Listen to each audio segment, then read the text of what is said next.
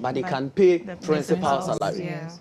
So someone will think that principals are not in line with them. Yeah. But as you said, we will bring more updates on that on Express Updates and probably the business segment too.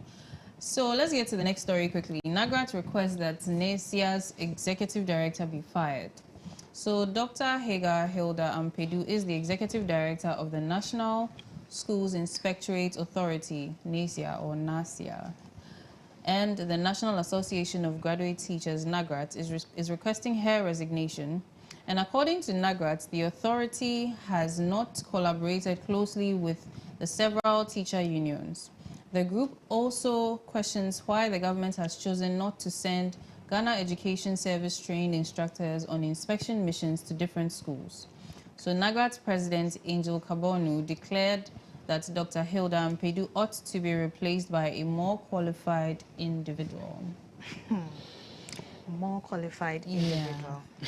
This story, it actually raises concerns, you know, with qualification and then competence, because we were here when this NIT issue came up, and then, you know, they were requesting for a removal of the board and other things.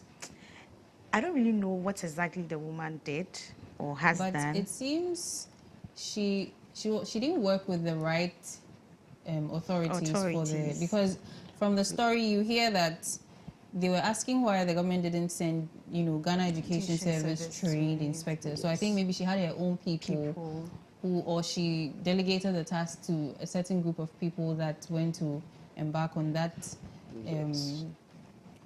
inspection, and then also now they are complaining because maybe the reports and things like that, and the right channels these things are supposed to go through are not being used. So, but at the end of the day, did they get the results they wanted?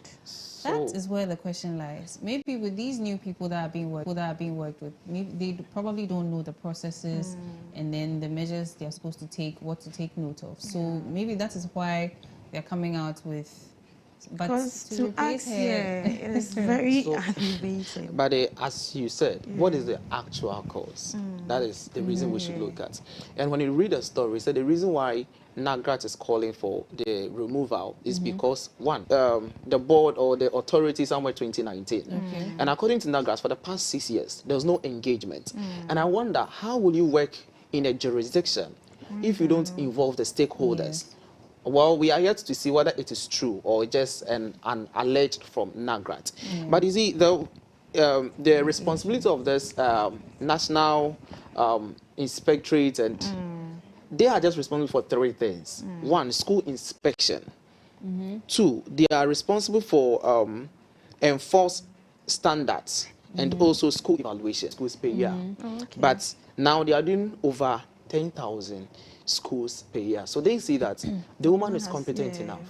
So why is NAGRAT calling for the removal of such a person? Then, considering the fact that they said these teacher unions have been sidelined, she should just incorporate them into her workload, as because that is the right thing to do. Yes. If they join and we are getting 10,000 schools per year, of course, the number would increase if these teacher unions and GES trained officials also come on board too, or don't you think so? Yes, but for all we know, there might be other matters. Yes, there are definitely other matters. That is not released to the public domain. It is just NAGRAT that is coming out to talk, but the woman hasn't also come out. But I'm glad Clement brought up, you know, some of the achievements, the things she has contributed to the authority, and I think it's a good thing that we can also use to counter what